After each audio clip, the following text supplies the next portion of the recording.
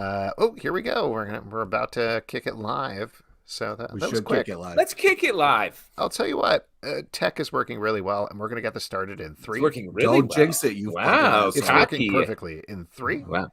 2.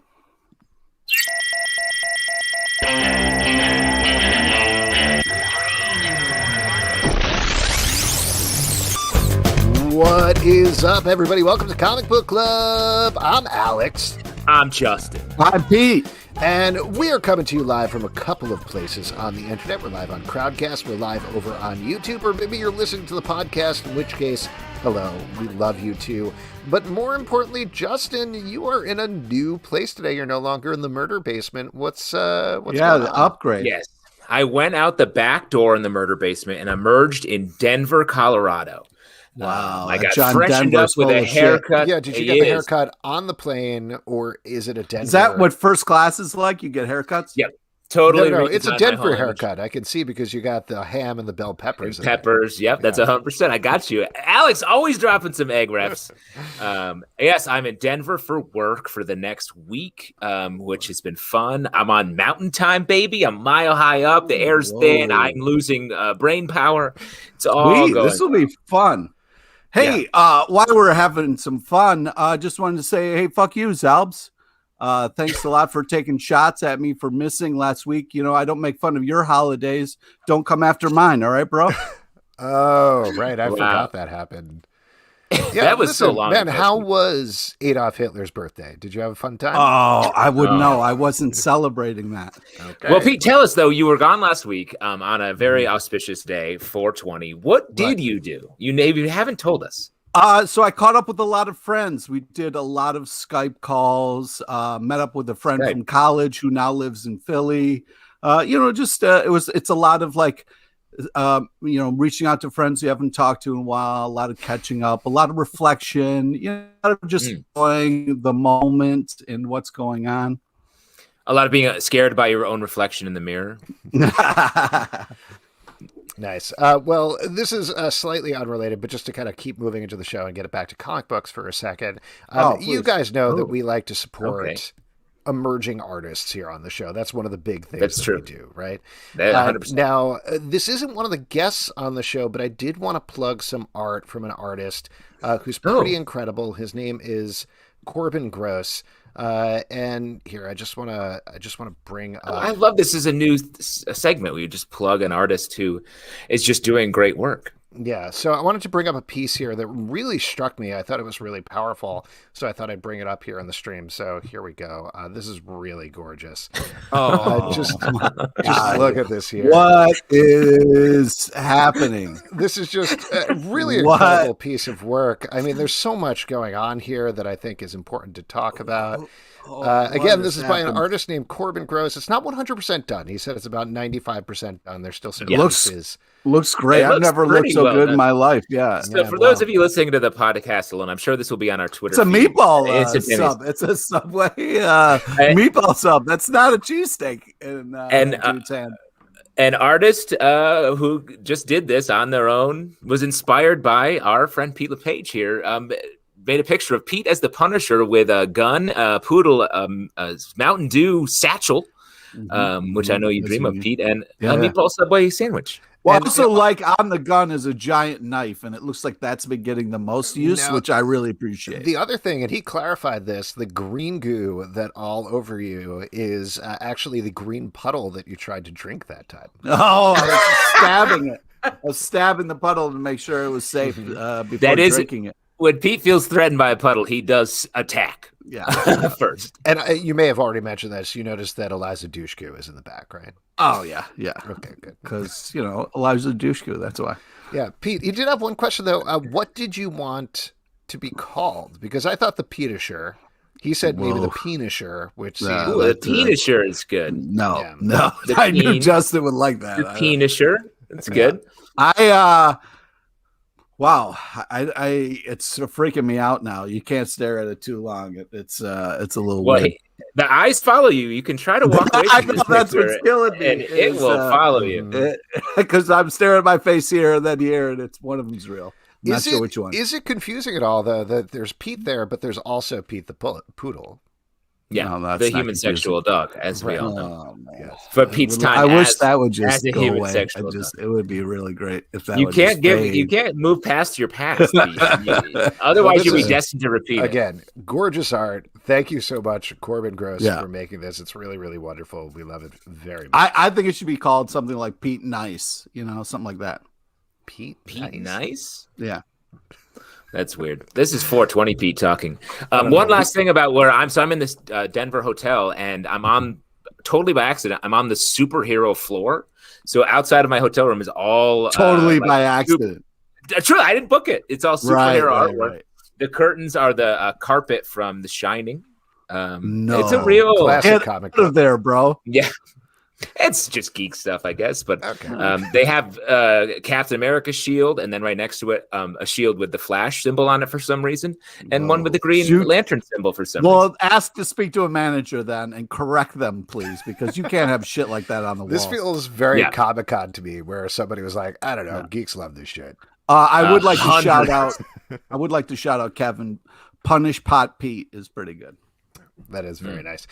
You know what else is very nice is the guests that we have on the show a little later in the show. We're going to welcome in Conor McCreery. But right now, I'm going to welcome our first guest. We have not talked to him for a couple of years since we had him on the live show back when we did live in-person shows. Of course. But he's the creator of a book called Adventures of a System Admin. His name is Juan Espinosa. He has a Kickstarter running until May 4th, a.k.a. May the 4th be with you. You might know that from the hotel you're staying at. Oh, don't you start, Zalbin. That's the fourth floor. May the fourth floor be with you. It's really cool.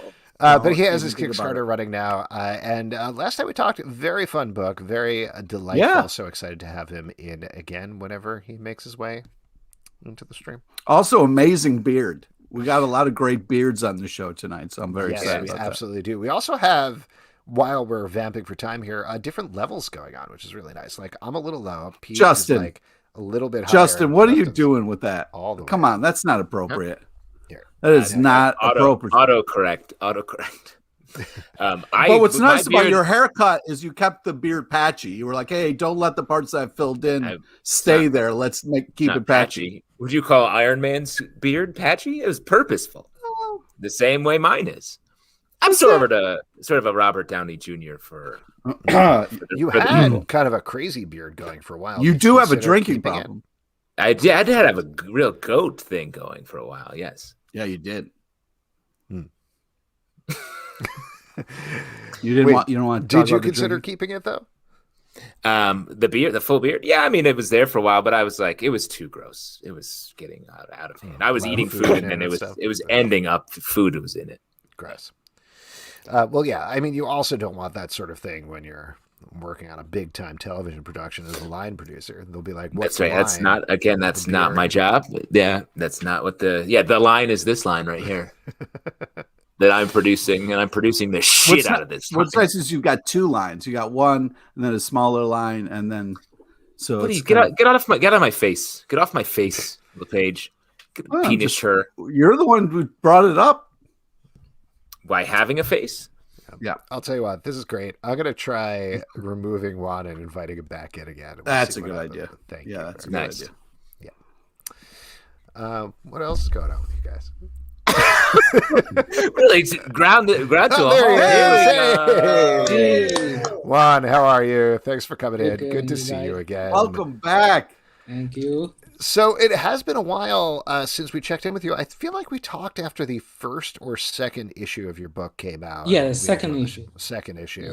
And this is a super fun book. I really enjoy it. You worked as a system admin, right? So am I imagining that? So yeah. So it's drawing on your experiences, but do you want to give the pitch for the book to folks that may have forgotten from the long before times?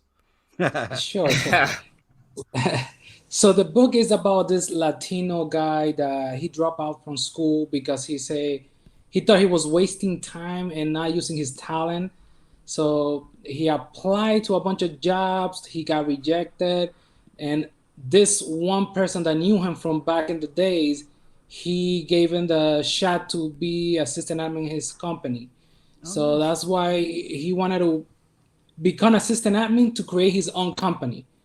So in the stories, we follow him and the team going and all the stuff that they gotta go through to help the company, and all those mistakes that the people do, and that they're trying to fix it and fight hackers, prevent hackers from coming into the company, and all those stuff. That's basically the whole idea of and the point of the book is for me to show people like tools, real tools that you can use in your life to protect you from like hacking and stuff like that.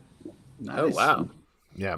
Now, since you did the book and since you started doing the book, excuse me, have people that you work with kind of caught on to it? Do they know? I mean, we're looking at some art right here, and it's pretty clear that one of the main characters might be you, potentially. So I assume some of the other characters are other folks you know. What do they think about the book, if anything? So yeah, that's why it became an actual comic that I sell, because I show it to my coworkers, family members, and they thought that I could actually do something with it. So I created the first one. The first one is very small. It's like 12 pages. Mm-hmm. So I show it to them, and then they gave me the feedback. And once I got the feedback, I started creating the other issues. So yeah, they think it's funny and it's relatable to them. So because everything that happens here, it almost happened like everywhere in the IT world. So yeah. How many hackers are you bouncing around? Are you in a constant battle with hackers in your day-to-day life? Well, it's not like you're gonna fight, but there's always something, like somebody that's trying to get information from where you work at. So like every day, it's not like hitting. Like every day you find something that you gotta patch or fix before somebody goes into that area. So yeah, it's like every day you find something. I feel like we must have asked you this the last time you were on, and I completely forgot about it. But what is your best tip for protecting your computer from hackers? From protecting your computer? Yeah. People usually say antivirus, but antivirus is okay at a certain point. But like not clicking links. Like it doesn't matter. Like don't touch them. Like like Alex sent me links for the setup of Crowdcast. Yep. I don't click on those links. Yeah, I go directly to the source and then check if that links are. But I don't. Even though my wife sent me stuff, I don't click on links. Smart. I mean, I'll tell you what. Our second guest, Conor McCreery, that's the most important. Emailed me and was like, "Hey, I went to this link and it asked for my credit card number. What's up with that?" And I was like, he got me. No, it's actually true. Wow. He actually did click on it and got a credit card. Yeah, but that's the safest thing. Like the smartest thing to do. Don't. If you click a link, then they can get everything that you have. So that's it. Well, that's stressful. I'll tell you what, because I click a lot of links. There's a lot of links to click on a daily basis. So you're on the 5th issue at this point. How many issues do you see this going? Are there more than enough hacking stories, different ways of hitting it, that potentially this comic could go on forever? Is there an end point? What's your plan at this point? Yeah, I think there's so many stuff there's no end right now. I'm all set to like issue 10 already, but there's always stuff that comes out, and there's not only one way to get that information or to go through that information. There's so many different angles that you can just recreate those ones. So there's a lot to come. Yeah. Cool. So awesome. I always love one of the rare joys of the current era where we're all talking on Zoom and everything is, particularly with this show, getting to see everybody's little comic book nook. And for those listening out to the podcast, you don't know this, but if you're watching, you can see there's a bunch of graphic novels behind you. You got some action figures, some Funkos, other things. What is in your reach? What's your most prized possession? Wow. Ooh. In terms of book or anything. Anything. Could be the soccer ball. Figures, is this one, which is me, my Funko Pop. Yes. I mean, there's no shame in choosing yourself. It looks just like you. That's legit. Yeah. That's so cool. That's great. Which is available also on the Kickstarter. Yeah. So, well, let's talk about the Kickstarter before we let you go. So that is running until May 4th. At this point, I think you are funded, but there's still lots of bonuses that folks can get. What can people look forward to if they are going to fund this 5th issue of this comic book? So in the 5th issue, we're showing JJ, which is the main character, is going back again to work for that company because in the last one he kind of ditched them out because they were doing some stuff that he didn't like. But they need him, so he's coming back, and he's dealing with those hackers again. There's one hacker that have been dealing. They have been dealing with them since the beginning. They catch some here, some there, but this one is like I guess a master. They haven't got a chance to get him, and we are in the Kickstarter. We're on the 4th stretch goal, and we plan on doing an animated. So last year we came out with a short story. It was free for everyone because of COVID, and we want to animate that and give it to the backers. So it's halfway done, but if we get to 4,000, then we're gonna release it to everybody. It's a short animated comic. That's awesome. Oh, cool. That's so cool. Yeah. And people can check it out until May 4th. Is that right? Yeah, that's correct. Awesome. Could just send us the link and then we'll get right on it. We'll click. Right no, Justin, no. Oh no, I've been hacked again. Just search for it. Just search for it. Okay. Kickstarter, You can search for my name on Adventures of Assistant Admin. Awesome. Great. Juan, thank you so much for coming on. Such a pleasure. It's great seeing you, Good man. luck with the book. Thank you so much. Yeah, take care. All right, there we go. Once again, that's Juan Espinosa. The book is called Adventures of a System Admin. You can check it out directly, no links, on Quickstarter right now until May 4th. And check out the previous issues as well. It was super fun. It's a very enjoyable, delightful little book. Next up, it really is. Let's welcome our next guest in here. As teased, he was my fishing victim, almost. And also another incredible beard as well. Yes, he is the creator of the comic book The Last Wish. Ladies and gentlemen, Conor McCreery. Hello. Hey, welcome. Zalbin, you credit card stealing son of a bitch. So close.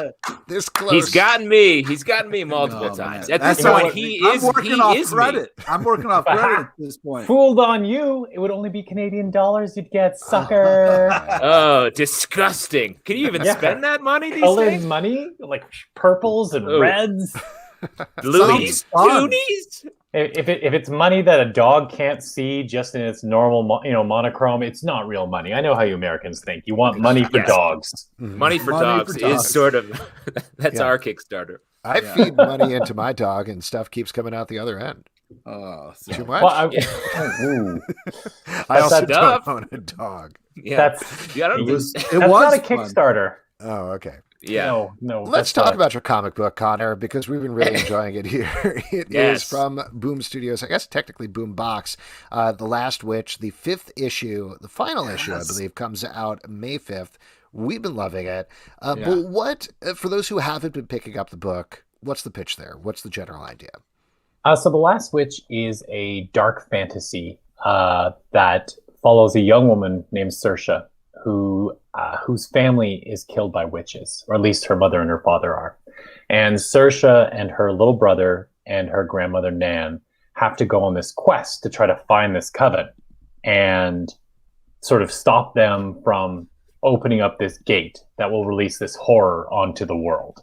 And Saoirse's kind of her key is this kind of strange birthmark that she's had that had always been a source of a lot of derision. People had made fun of her. And her Nan had always told her it meant that she was marked for greatness.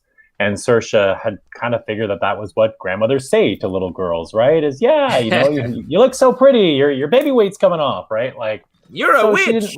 You're a witch. So she didn't really take it seriously until she decided to go in the woods one day on a quest to prove to everybody in her village, where she's something of an outcast, that she was special, that she was brave. And so her and her friend Padraig go on this quest to find what's supposed to be a crumbling old tower that is supposed to, legend has it, a witch used to live there.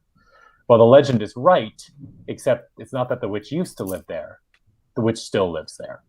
And that's how our adventure begins. And yeah, so so far it's 5 issues. The 5th issue is actually just the end of the first book. There is a second book that is confirmed. I've actually written it, and then we'll see. We'll see whether there's more. There's certainly more places the story could go after the first 2 books, but the first 2 books together, kind of like what I did with Kill Shakespeare, what Anthony and I did with Kill Shakespeare, where the first 2 books was one big adventure. The Last Witch is like that as well. It's by the end of the second book, you're gonna find out what happens on Saoirse's quest for the Calic, which is sort of the queen of all witches. And yeah, it's meant to be kind of just good fun, and it is dark, but it's kind of like meant to be like a Grimm's fairy tale. So you can read it for yourself, but if you got a niece, a nephew, or a little one, you can read it to them, and they'll be able to dig it as well.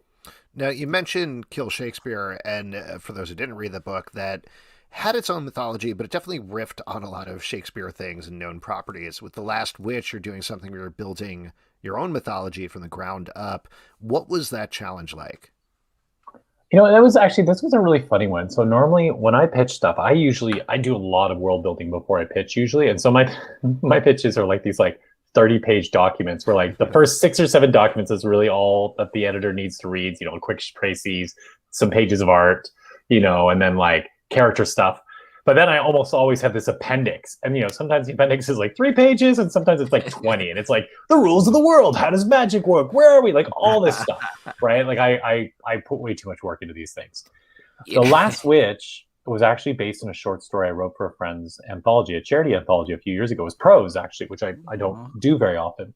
And the people at Boom, I'd been doing Adventure Time and regular show with them, and they said, hey, do you have anything you'd like to pitch us? And I was like, yeah, sure. And so I sent them this, 3 or 4 page thing with little paragraphs of all these different ideas I had. And I threw in this Last Witch one because I'd done the short story, and I was like, well, there's something there, and I knew, I think there were maybe there'd been a witch book had just come out and done well. So I was like, all right, well, that's not a dumb thing. Just follow where the market might be going. And, but all I had was this little paragraph, and I talked about how there was this big twist, and, there's going to be this quest for this coven, but I didn't know anything about it. I just, okay, sure, that sounds good. And so, of course, on Friday, they call me up and they say, yeah, Last Witch, that's the one. It was called Witchmark then. Witchmark, that's the one. We really love it. Like on Monday, can you send us like 3 or 4 pages, whatever you got? And I'm like, wow. Sure I can. And then that weekend, I just started sitting there being like, okay, so what the hell is this about? Yeah. And in that sense, it was actually really fun. That's happened to me a couple of times in my career where people have said yes to stuff that I didn't really have thought out very much. And it's actually really rewarding to kind of dive in and just give yourself a day or two, because you have to make decisions. Like my biggest problem writing, when I have the story, I almost never get writer's block. I can just cruise through.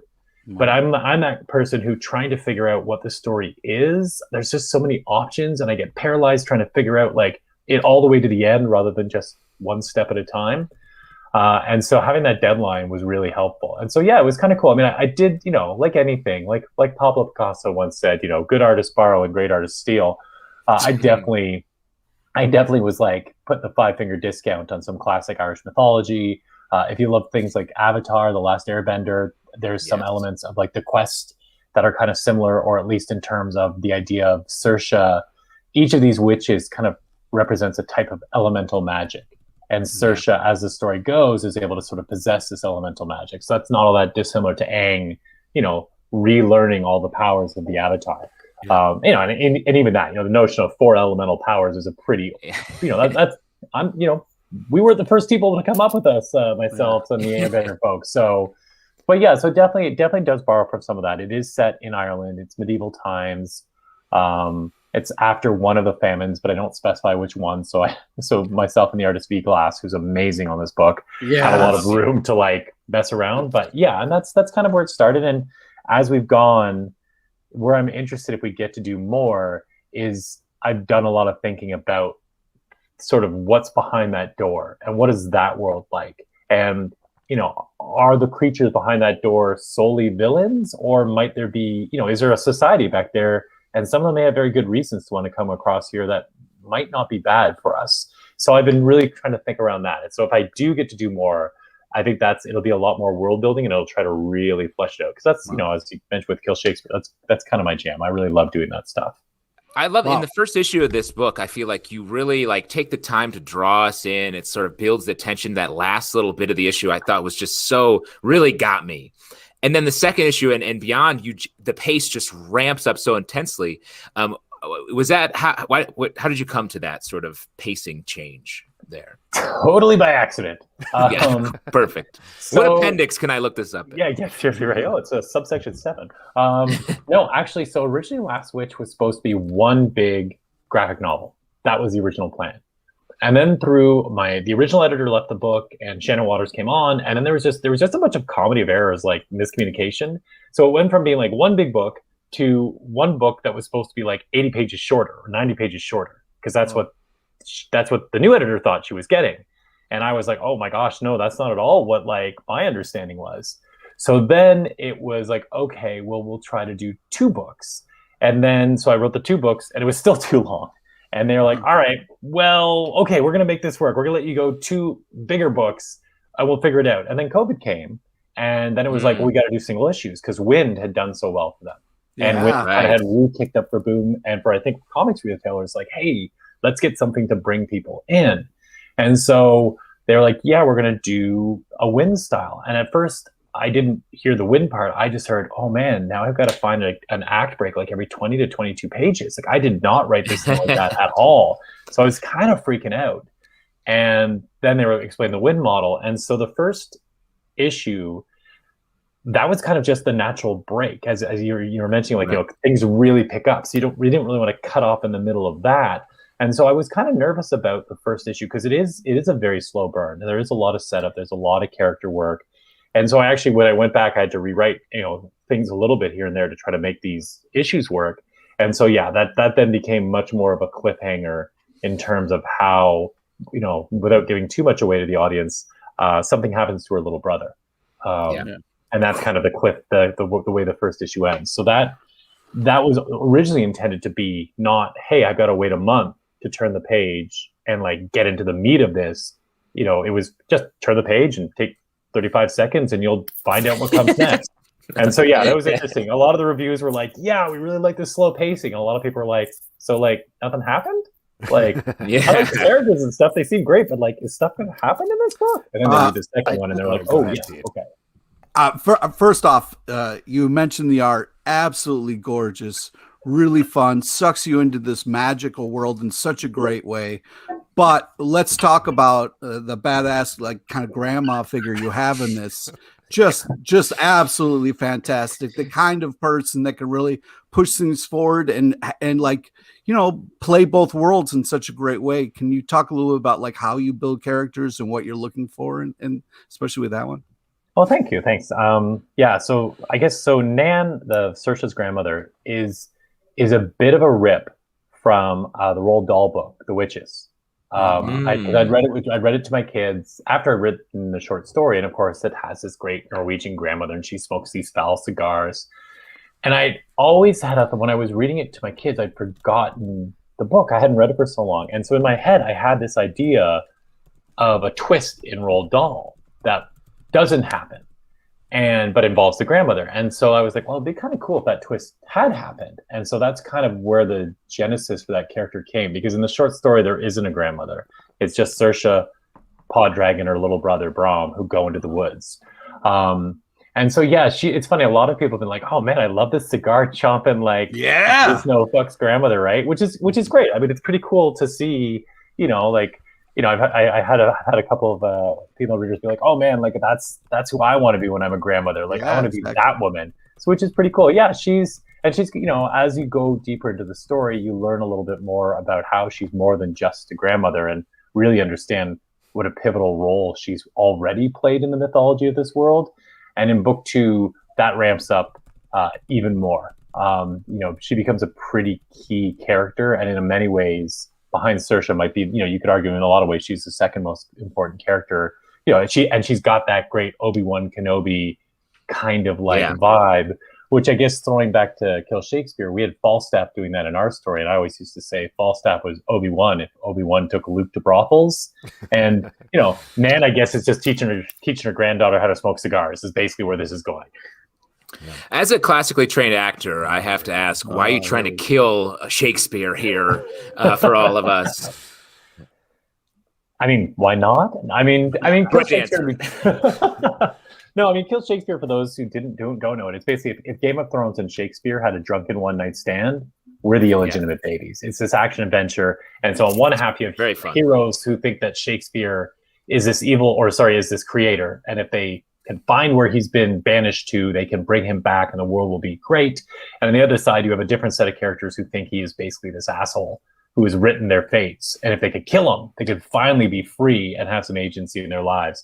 And yeah, it was always meant to be something where, you know, for the classically trained actors, they could be like, all right, I get that reference, you know, and for like the 45-year-old who didn't pay attention in class 20 odd years ago, they could just pick it up and be like, oh, this is a cool like fantasy adventure, and hey, I'm picking up some Shakespeare, I'm sure of it, that's cool. Or hey, you know, you're in grade 7 or grade 8 and you're about to read Shakespeare. We had a lot of kids, and still do, who pick it up. I actually just did a couple of Kill Shakespeare talks for the Hong Kong Book Festival, of all things, in the last week. Oh, wow. Cool. Talking to grade 8s and 9s about Shakespeare and about, you know, why Shakespeare's actually pretty cool. And hey, you know, if you can get your teachers or librarians to bring in the books, you can read these comics and kind of have a sneaky way in, so that you're like, oh, Hamlet, he has trouble making decisions. Gotcha. You know. So do I get it. Just back to Last Witch for a second. You mentioned VV Glass's art, and their art is so gorgeous, so stunning, and I think such a important part of the book and the feel of the book, because like a lot of the Boombox stuff, it's all ages, right? So you have this younger looking, engaging feel, but a lot of the stuff that you're doing is very dark in there. So what has the collaboration been like between the two of you? Oh, V is so amazing. I mean, I also want to shout out Natalia Nestorenko, who does the colors, which have been so exceptional in this book. And you know, James Campbell, who's, you know, won an Eisner for lettering, you know, he's on there on the book as well, and he does such a wonderful job too. No, V's great. V was somebody that I was looking to work with on a different project. Weirdly enough, another Celtic inspired, kind of almost like a Celtic superhero book, which I'm doing with T-Pub, which is a little boutique press out in the UK. And it didn't work out for that, but shortly after I got that thing from Boom, and they're like, hey, you know, they started sending me some potential artists, and then asked me if I had anybody in mind. And when we were looking at V for this other gig, there was this one great image of this like young woman in the middle of like a tempest. And, you know, we just seen the image. I didn't know the context of it, but, you know, but it looked like she was controlling this tempest. And I was like, that's exactly what's going to happen to Saoirse. Like, she's that woman, you know, maybe 5 years younger. And so I just reached out to V and I said, hey, I know this other thing didn't work, but, you know, hey, this Boom, you know, you probably know more about them. Maybe you have a higher level of comfort to kind of dive in with, you know, a writer you haven't worked with. And so I said V the little pitch, and thankfully it was right up their alley. And yeah, I think you really hit it on the head, Alex. Like, the idea that like V's art is so accessible, and it's so pretty without feeling pretty. Like, it's just so right. He's just, you know, they're just such a wonderful artist. And I think, yeah, there's some pretty intense stuff. Like, this is an Irish fairy tale, and, you know, in Irish fairy tales, a lot of times the heroes don't win, or if they do win, they pay a horrible price. And so as the book goes on, it is going to get darker, and I really trust that V's art is going to allow both a younger reader or maybe a parent to be like, hey, this is going to be okay. Like, it's not going to it's never going to get to a place that's so graphically horrific that my kid can't take it. It'll just leave the mental scars, which I think is what all great, like, you know, Dark Crystal or Secret of Nim when I was a kid. Yes. Like, that cat dragon still freaks me out. And Oh, the first time I showed my daughter, she screamed when dragon attacks, right? And she's just like, ah! And you're like, I don't want to watch the mouse movie. And now, of course, like, hey, can we watch Secret of Nim? I love that thing. So I feel like those little scars that are really so, like that's what you remember. You remember the stuff that's just a little too scary for you.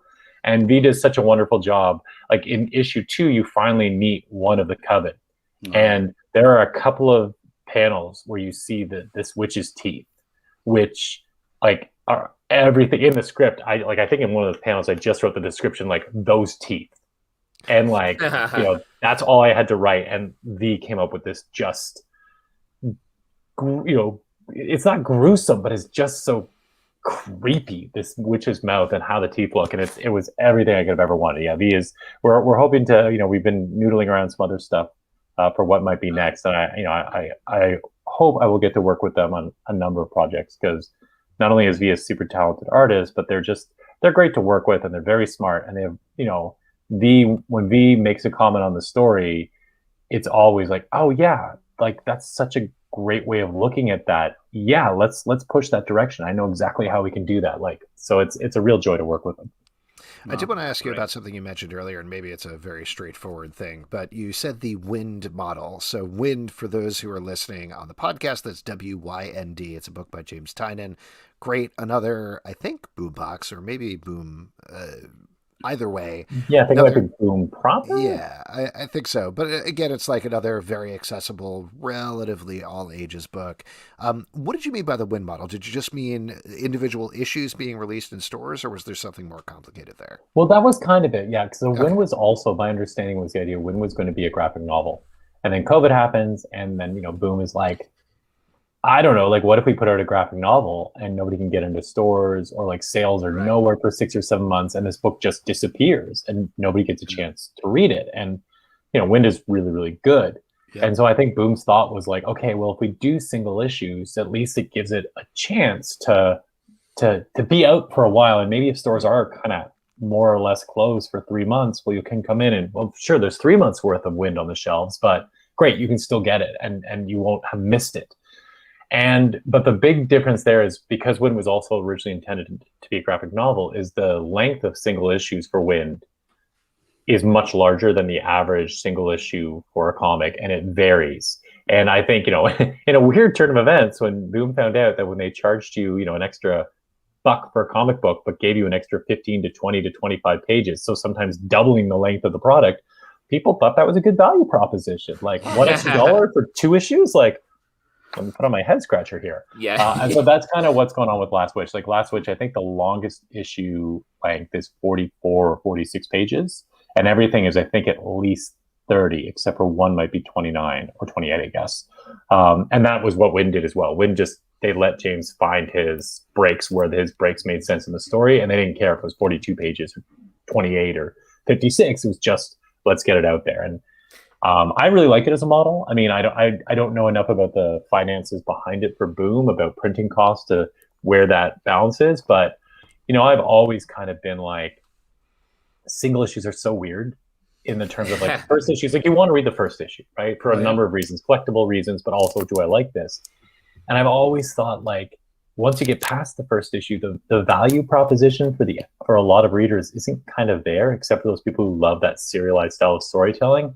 So, here's some publishers have said, hey, we're going to put out issue 1, and then like 3 months later, we're going to put out the trade, which I think is kind of an interesting way of doing things. Okay, cool. I guess I bought issue number 1 twice, but I don't mind investing $4 or $5 in a series to make sure I like it. And then if I do, great. Well, yeah, give me the trade for $20. And the WIN model I like because it's serialized, you get so much value. Like, you get a lot of book.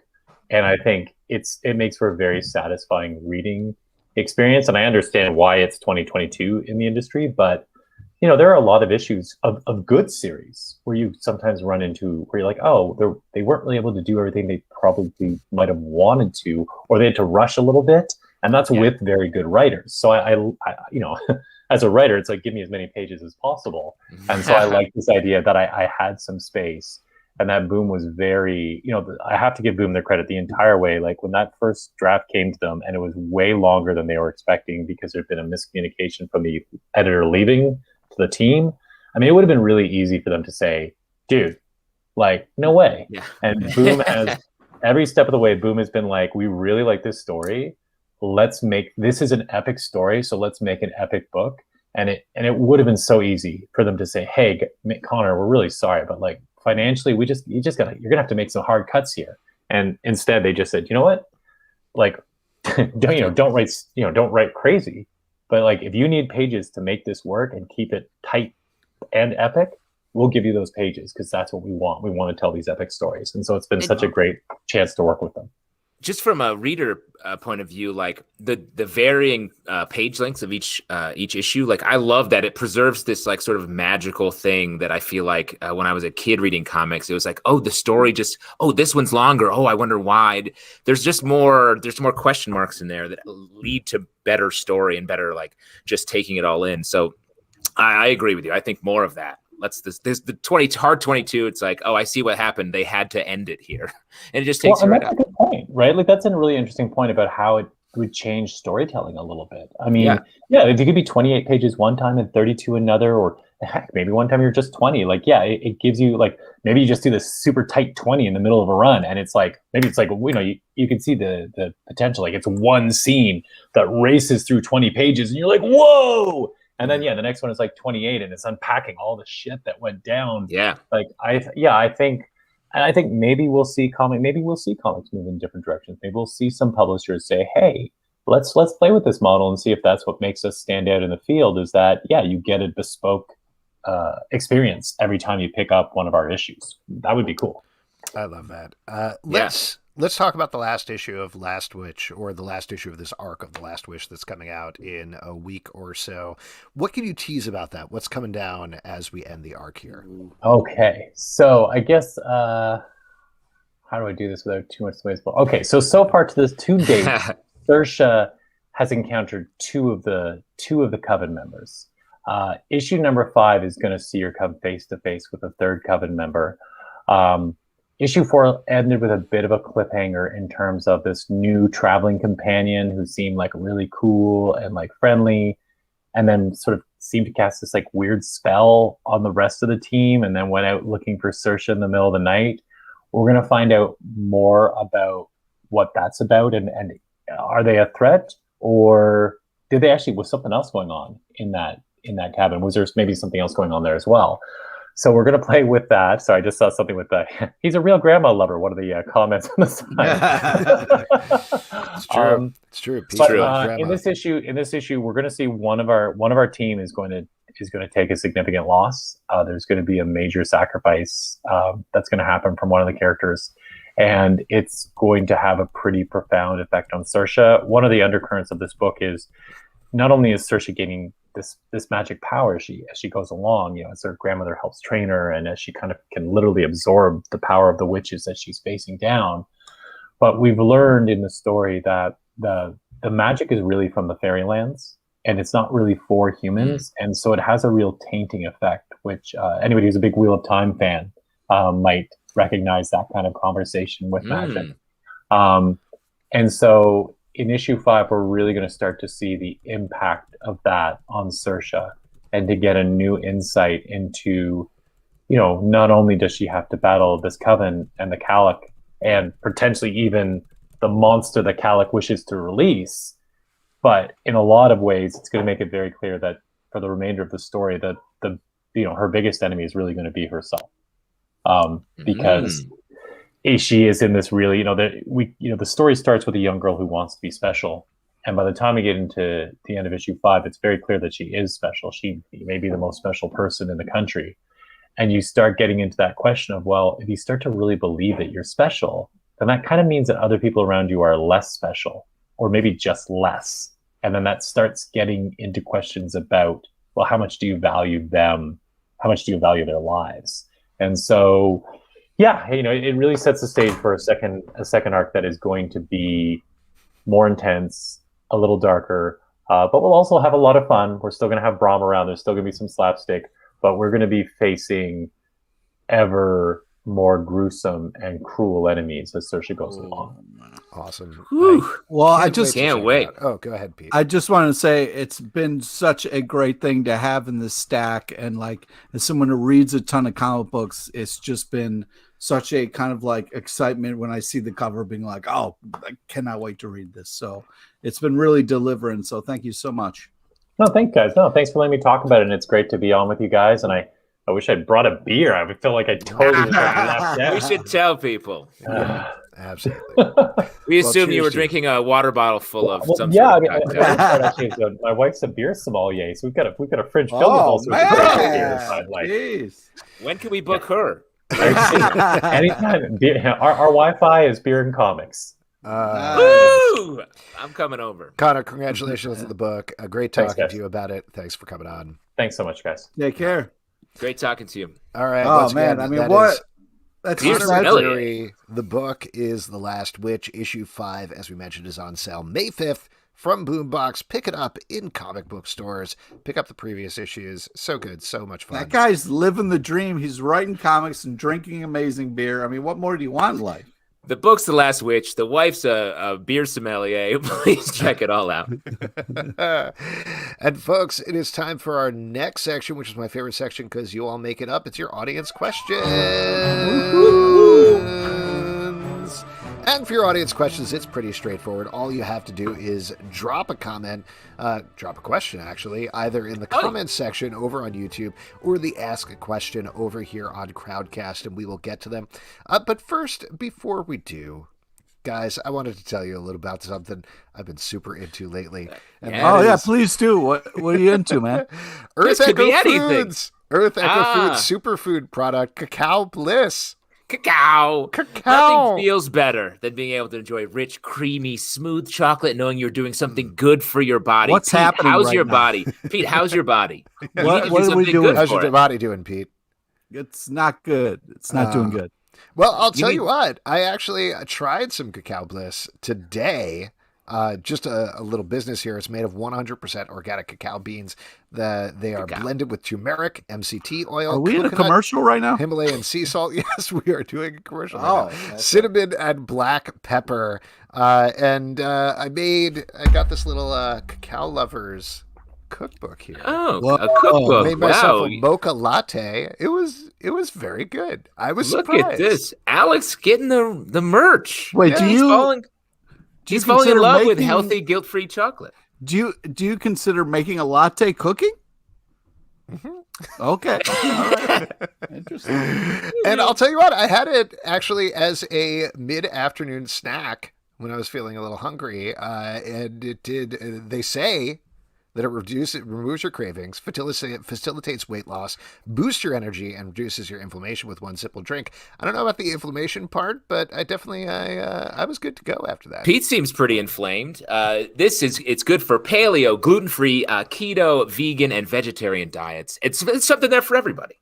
Yeah, absolutely. And we can give you a deal on it right now. We're offering up to 15% off when you use the code MINUTE15. You can check it out at earthechofoods.com/Minute Media, so please do that.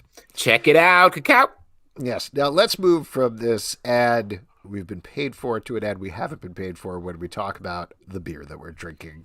Yeah. I'm in beer country. Were you able to pick up beer on the superhero floor? I went to the local 7-Eleven and I got a local beer from Breckenridge Brewery, One Step Hop. Which is a Imperial Hazy IPA. Very good, very strong. But last night, there's a lot of great breweries out here. Every corner feels like has a brewery on it. And they have one of my favorite beers on tap at many of them, Deschutes Freshly Squeezed IPA. Who had some of that last night? Deschutes Discores is what I say. Wow. Pete, what about you? I'm keeping it real, drinking the Rona. You know what I mean? That's what's going on in the world. Get your mask, get your Rona, get fired up. Pete, drinking topical comic news, topical comic beverage. I got myself, there was a Ballast Point IPA variety pack, and I got this Fathom India Pale Ale. Very good. Really good. Now, how's it different from Sculpin and all the other IPAs that are very similar in their line? Oh, you mean this shade. one that I have right over here? Yes. The Nexties. The Sculpin's a little sharper, I think. Like the Fathom's a little smoother. It's a little richer. It's good. I expected it to be kind of the same because my palate is garbage, but it definitely feels, the mouthfeel is very different. That's what I say about my man Crouton. He's got a garbage palate. Yeah! Garbage palate, very similar to garbage plate, might I say, as well. Woo-hoo-hoo. Yeah. All right, why don't we move on to some questions here? This one is from Edward Doherty. Does your significant other ever try to set you up with a random guy that likes comics but has nothing else in common with you? Has this ever resulted in anything other than an awkward conversation? That's a great question. Well thought out. My wife sort of disavows my comic book interests in a lot of ways. But if someone expresses any sort of interest, she looks at me like, here you go. Here's a little toy. You go play with that. Yeah, I think that sometimes like the old, they like comics. He likes, you guys should talk. It's sometimes. Oh, sorry. Was that Pete talking or was that a flawless Liwana impression? That was not a flawlessly one. I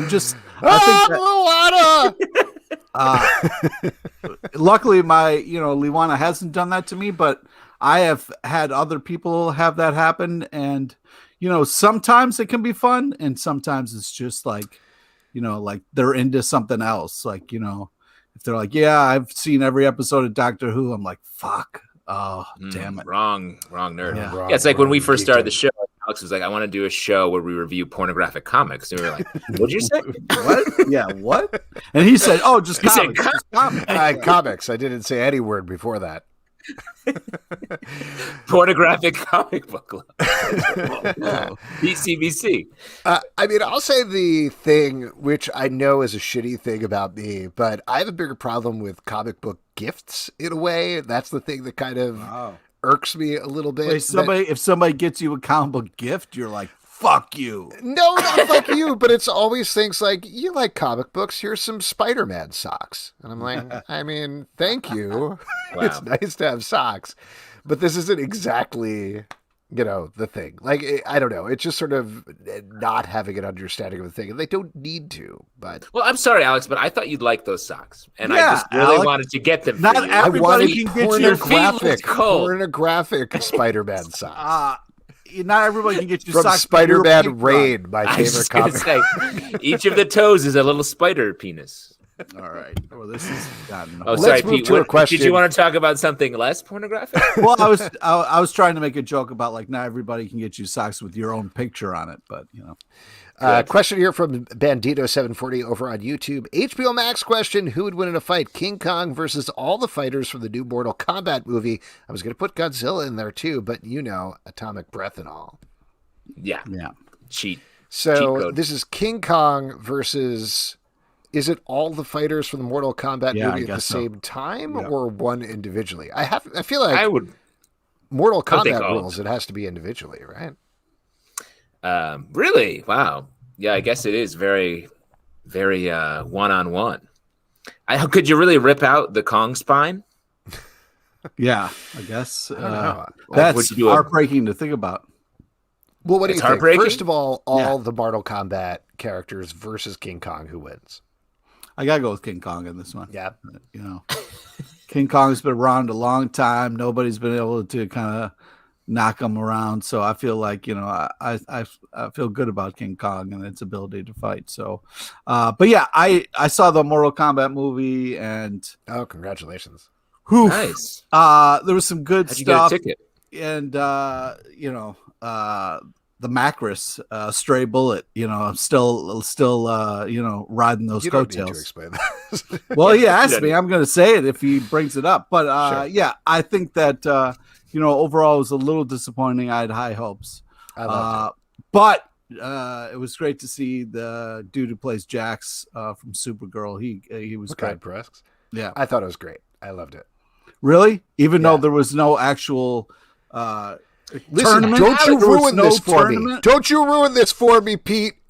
This is my thing. Don't you ruin this for me. Did you love it, Alex, or are you just sort of ironically loving it? Because it's hard, let me be honest, it's hard to tell the difference. Yeah, that is true. And definitely ironically loving it, just in terms of like, well, I don't know. I saw a lot of people complaining about character arcs and shit about this Mortal Kombat movie. And it's like, one of the character arcs is a guy has a cool hat and then he loses his hat. And then he dies. Yeah, but have you ever lost a hat? What more do you want out of a Mortal Kombat movie? Do you want it to be The Father, but with Mortal Kombat? No, nobody wants that. You want to see some dumb that was bullshit things happen. It's fucking bullshit. Not the point. Wow. You want to see some dumb things happen. You want to see some gross fatalities. Viola Davis should have fucking won as well. I mean, what the fuck? We've lost Richard Lawson from Vanity Fair over here. So the sharpest insult ever on Comic Book Club. So the question was, who would win a fight, King Kong, Mortal Kombat, or the Oscar expectations that we had going in? That's exactly right. I think that King Kong losing to Godzilla in the next year's Oscars is the real crime. Yeah.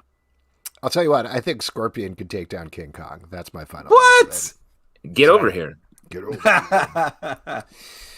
This is from Kevin. What are your favorite examples of comic book product placement for fictional products? What?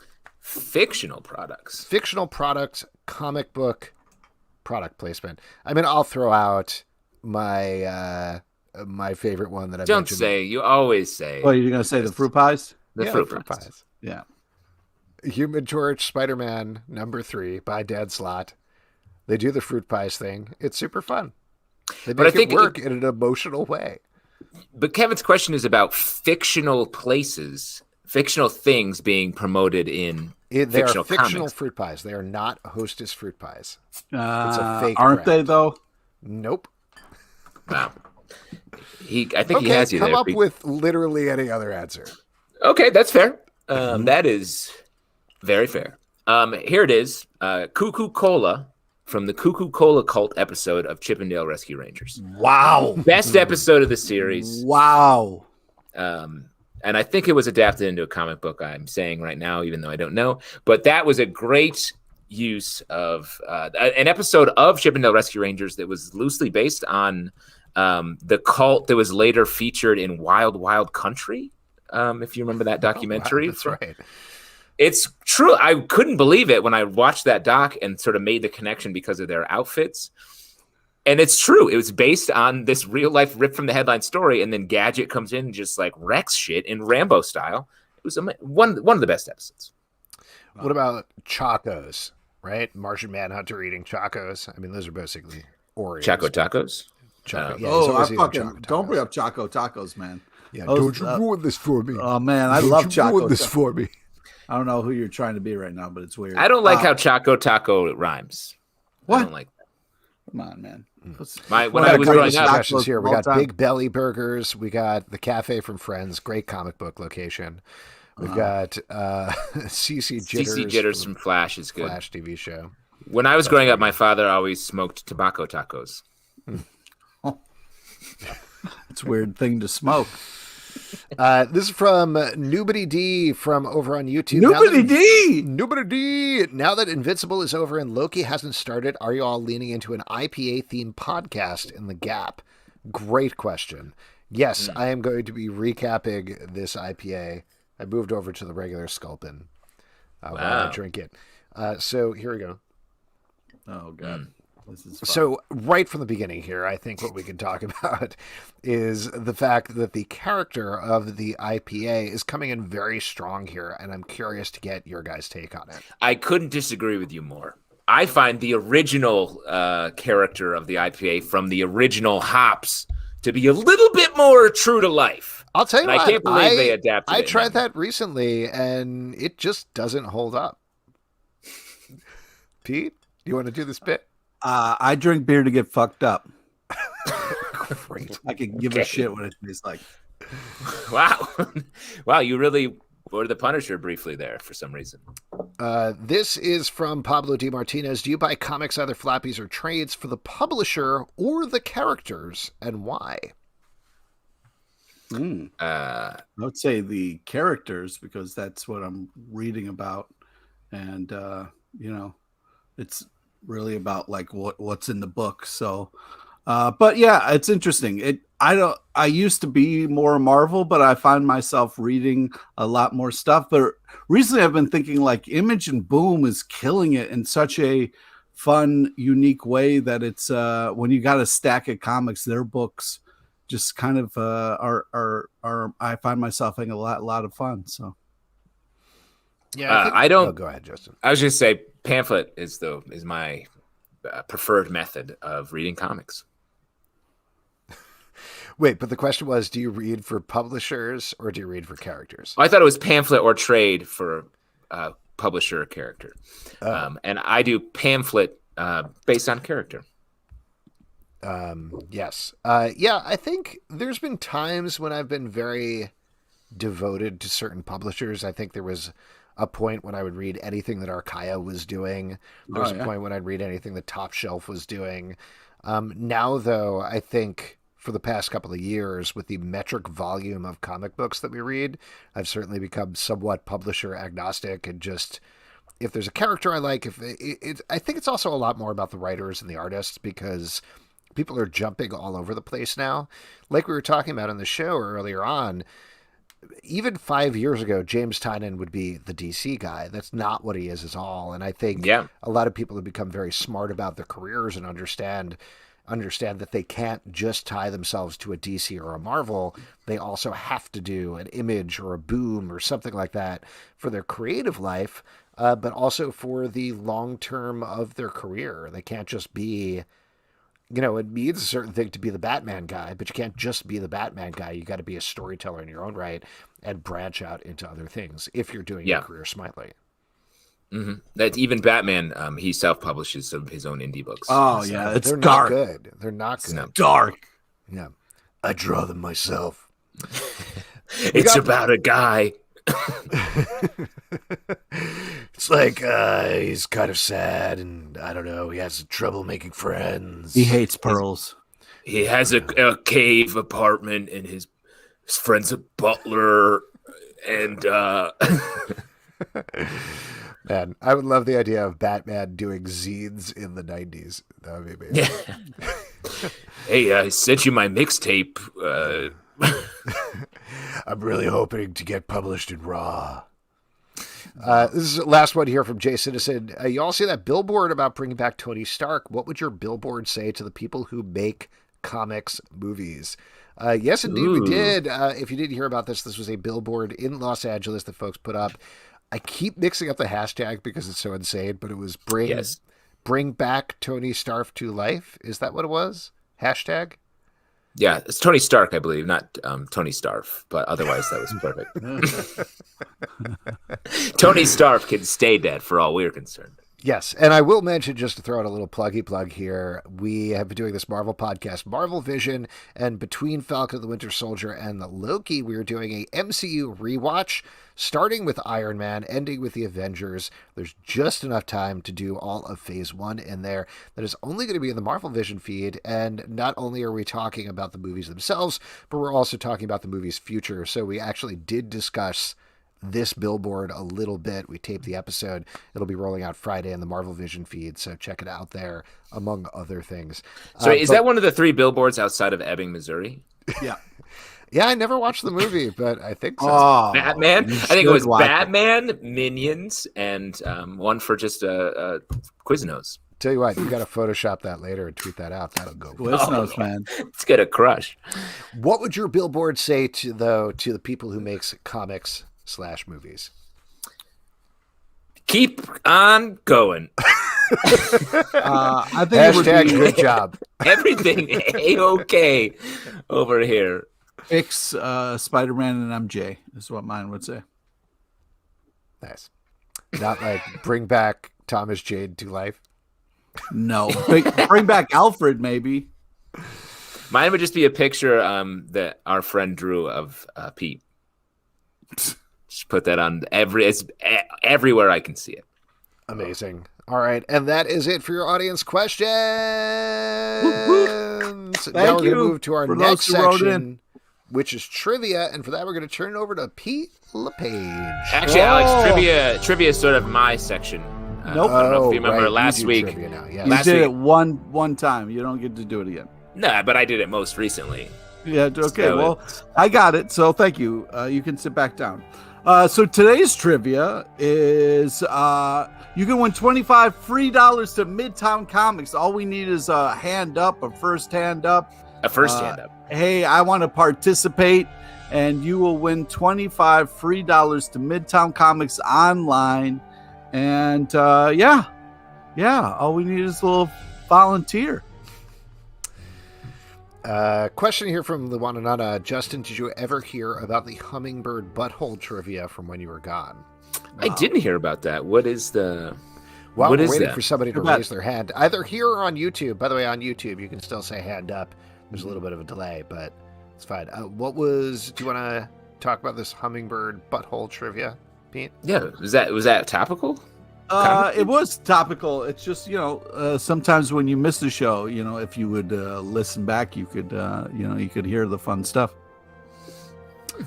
But it's a call out. Joke? Is it's a call out to your, you did a character for your character show that me and Lewana watched, and it was like, it's colder than a hummingbird's butthole at an ice cream social, which we thought was a great joke. Thank you. And we wanted to bring it back around. Wow, I we did get not. CD13 over on YouTube says I'll participate. Nice. All right. Again, this is going to be on delay, so we're going to do that fun vamp thing here. Yeah. But in the meantime, CD13, you are up for trivia. All you have to do is type the letter in the comments, and we'll get it going. Yeah. Pete, kick it off with the first question. Feel free to start typing letters now, and we'll just give you the money All in a right. second. Today's trivia is on topical comic news and a small nod to the legend Shock G. Please listen to all three options before making your selection. Here we go. Question number 1. Saturday, May 1st is Free Comic Book Day this year. Marvel will have Avengers Hulk and Spider-Man blank. Is it A, Venom, B, Spider-Gwen, or is it C, Kid Capri? So it's either A, if you would like $25, or you could say B, Spider-Gwen. So it's either A, Venom, or not. Are you Or excited B. about Free Comic Book Day this year, Pete? You're going to go out to a store? I do got to find, now that I'm in a new place, I got to find a new comic book shop. So I'm excited. No, wait, is that this weekend or is it next weekend? It's next weekend, right? Next weekend, I think. I would recommend going to Midtown Comics because they've been nice enough to sponsor the show. Well, sure, yeah. But unfortunately, Not for a where while. Oh, yeah. We got an answer here. The answer is A. A is correct. Here we go. Nice. Question number 2. Disney is tying in which comic to its new theme park ride? Is it A, Heroes for Hire, B, Web of Spider-Man, or is it C, Ed Lover? Is it A, Heroes for Hire, B, Probably which not. is the correct one, Web of Spider-Man? Now, Justin, you're a big Web of fan. You excited to go on the Disney theme park ride, Web of Spider-Man? Yes, I would go in any web-based ride. Oh, interesting. I'll tell you what, I went on the Universal Studios Spider-Man ride with at the time, I guess he was 5 years old. He was traumatized.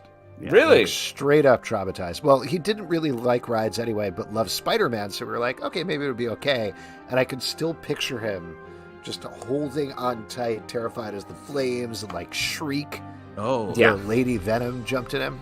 Horrifying. I get it, though. I was terrified by Thunder Mountain Railroad when I was a kid. And that's a child's ride. B. We got a B there. So B let's go to the is third correct. question. Here we go. Nice. Last one.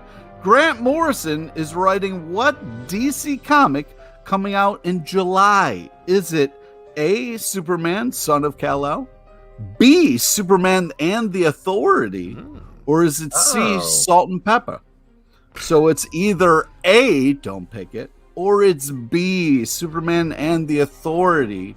Oh, I see what Which- you did here. You spelled out ab because you've been working out your abs lately.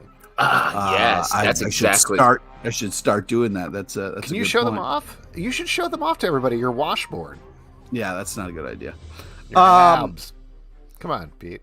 I'm excited to see Do the Grant do the Morrison truffle shuffle, Pete. on the I'm Not Your Puppet. I'm excited not to going to be see- able to go back to sitting in a non-spinny chair for this show. Is that a really? superhero chair? They're like, yeah, I don't know. It spins around like a superhero or whatever. 100%. Tasmanian Devil, the original. Ooh, we got a superhero. B. CD13, congratulations. You have won $25 to Midtown Comics. All you have to do is shoot us an email at comicbookclublive@gmail.com, and we'll get that right off to you. And thank you for playing. Guys, Wait. I got we got a secret. Kevin is correct. It is Who is the Man? Pablo also correct. Nice job, gents. Amazing. Nice. As we all know, comics come out whenever. So what are you looking forward to? I am looking forward to Better Bill number 2, as well as Once and Future number 18. Justin, what couple about of you? picks there. I'm going to give it up for The Marvels, this book by Kurt Busiek coming out tomorrow that Really great use of the Marvel Universe that feels like sort of the crossover that we haven't gotten in a long time. Every crossover is sort of focused on one tiny aspect of the Marvel Universe, it feels like, with some guest stars. And this book's mission statement is to tie the whole universe together with these different threads. And it's really good. I mean, speaking of crossovers, my pick is crossover number 6 from Image Comics. This is just a book that is jumped to the top of my stack every single week. I love reading it. It's just wild in terms of the creative amount of ideas that Donny Cates and Jeff Shaw are throwing in there. It's just super fun. I'm having a good time. And folks, I think that is it for this week's show. Woo-hoo! It's time to go, but we'll be back in 1 week. Go. There it is. There it is. Had it lined up wrong. But a couple of people we want to thank before we go. We want to thank Juan Espinosa for coming on the show. Yeah, again, great seeing you, Juan. Adventures of a System Admin on Kickstarter right now. Conor McCreery for The Last Witch. Issue 5 is on sale May 5th from Boom. Great book. Check Both that great. out. Super fun as well. Next week, we're going to have a packed show for May the 4th. Be with you. Alex Segura and Monica Gallagher are going to be here to talk about Comixology's The Black Ghost. As well as Alex Segura wrote a Poe Dameron novel, so that ties into the Star Wars of it all. Also, Brian E. Lau and Hylia Jones. Hylia Jones, you might know from a role on Lock and Key on Netflix, are going to be here to talk about their comic book, Staunch Ambition. So should be a super fun show. A couple of things to plug. As we mentioned, Marvel Vision, our Marvel podcast, is beginning rolling out weekly episodes talking through Phase 1 of the MCU, along with some special guests. Podvincible, our Invincible podcast, is just finishing up this week. We got one last episode. Oh, no. That's it for season 1. Riverdale After Dark, or Riverdale podcast, is back for some special episodes, so check those out. And we're doing special behind-the-scenes coverage of how we make the podcast with that, right? Oh, my God. I don't know what I'm talking about. Patreon.com/Comic Book Club to support the show. iTunes, Android, Spotify, Stitcher, or the app of your choice to subscribe and listen. At Comic Book Live on Twitter, comicbookclublive.com for this podcast and more. Until next time, good night. Good night. Thanks, everybody. Take care. Alice, Justin just locked himself out of the hole. Oh, Captain America hallway picture. That's not up to date. That's not the real Captain America. Oh, boy. He's running down the hallway. Oh, he's gone. He's gone. All right. Bye.